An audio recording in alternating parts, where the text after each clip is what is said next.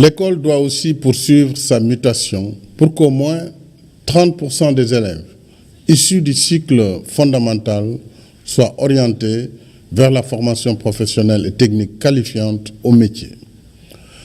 Avec le démarrage prochain du projet Formation École-Entreprise, financé à hauteur de 5,430 milliards de francs CFA, l'État soutiendra la formation de 10 000 jeunes en versant une allocation mensuelle de 40 000 francs à chaque apprenant. Le président de la République, Macky Sall, donne le signal. Le projet École-Entreprise tire 30% des jeunes du cycle fondamental vers la formation professionnelle. Tout est donc parti de la loi d'orientation du secteur de la formation professionnelle mise en vigueur par l'État du Sénégal. Fruit d'une large concertation entre le ministère, le patronat et les syndicats, le modèle s'inspire des pays comme la Suisse, l'Allemagne ou encore la France. Pour le ministre Mamadou Talla, le PF2E est une bonne réponse à l'employabilité des jeunes qui taquineraient très tôt les machines de l'entreprise. C'est ce cadre de concertation qui a réfléchi sur une stratégie globale.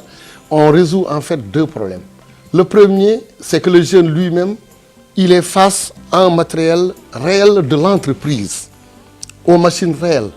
Donc très loin de ce qui est didactique et pédagogique, très loin de la théorie.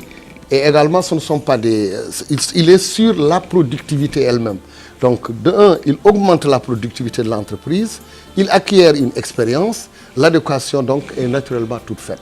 L'entrepreneur également, il gagne parce que tout simplement le jeune augmente la productivité, mais aussi il a tout de suite des jeunes formés qui peuvent être utilisés tout de suite sans passer par des stages. Après la rencontre avec les entreprises du 29 janvier dernier, un engouement a été noté. Les boîtes concernées ont porté leur choix sur les métiers de l'industrie, à savoir l'électricité, l'électromécanique, le foie climatisation, entre autres. Le comité de pilotage a la charge de définir les modalités pratiques du projet, c'est-à-dire la validation des plans de travail qui seraient en phase avec les 164 entreprises déjà engagées. À partir du 16 février, officiellement, M. le ministre a lancé l'appel à candidature pour les jeunes. Et une plateforme numérique a été ouverte dans le site du ministère pour que les jeunes puissent s'inscrire. Et 12 jours après l'ouverture de cette plateforme, nous avons enregistré plus de 15 000 inscriptions. Et donc, nous avons travaillé sur la base des 15 000 inscrits. Nous avons également affiné le travail sur les 1300 places qui ont été proposées par les entreprises. Et nous avons considéré tout cela comme étant la première phase d'enrôlement de jeunes. Nous vérifions, est-ce que le profil du jeune lui permet d'accéder au diplôme d'État? C'est ça la phase de présélection.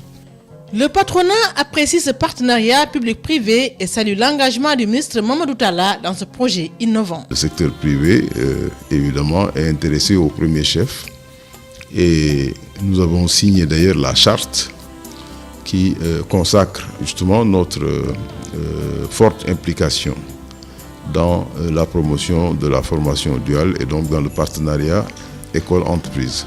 Un travail très important a été fait par le ministère de la formation technique et professionnelle et je voudrais saluer l'implication personnelle de M. le ministre Talla.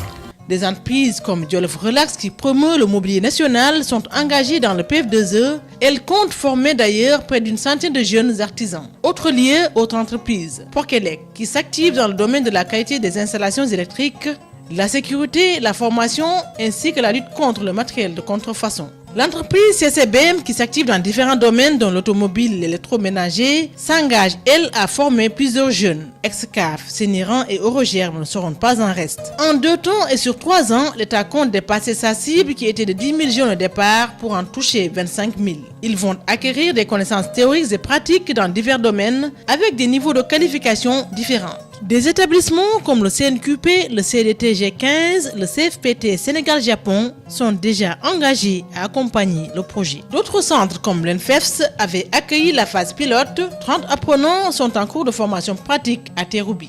Au niveau de l'hôtel, là où nous sommes en étant apprentis serveuses, on fait tout, on nous apprend beaucoup de choses. Et au niveau de l'école ENFEFS aussi, on apprend beaucoup de choses pour les théories. Sincèrement, j'apprécie. Ça nous fait du bien, très sincèrement. J'encourage tout le monde de faire ce métier. Le directeur de l'exploitation du complexe salue l'initiative à sa juste valeur. Il compte d'ailleurs accueillir de nouveaux stagiaires. Nous avons commencé l'expérimentation en mai 2016 avec 30 apprentis, 15 apprentis en service en salle et 15 apprentis en cuisine. Le temps est partagé entre l'école et complexe hôtelier Terroubi.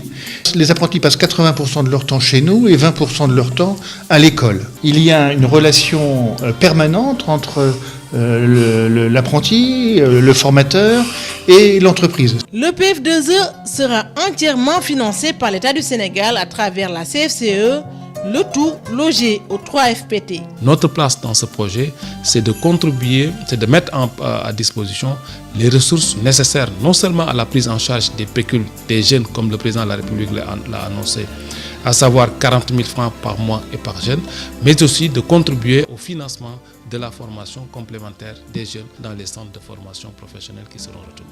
Les organisations syndicales signataires de la charte sur l'implémentation de la formation duale intègrent le projet, histoire de voir à l'œil les conditions de travail de ces jeunes dans les entreprises.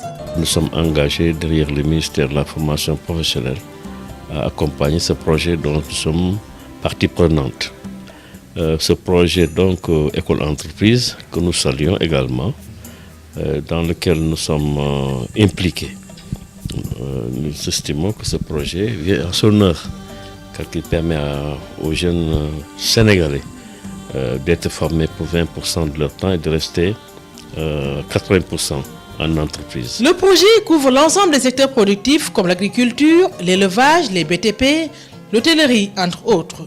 2018 s'annonce donc bien pour le secteur de la formation professionnelle. 3 centres sectoriels seront inaugurés à Diama et à Diamniadio. Leurs formations seront axées à la mécanique des poids lourds, à la maîtrise énergétique et au machinisme agricole. 2 grands centres à Gossas et à Nioro, ce qui va s'ajouter à une dizaine de centres de proximité dans les localités les plus reculées du pays.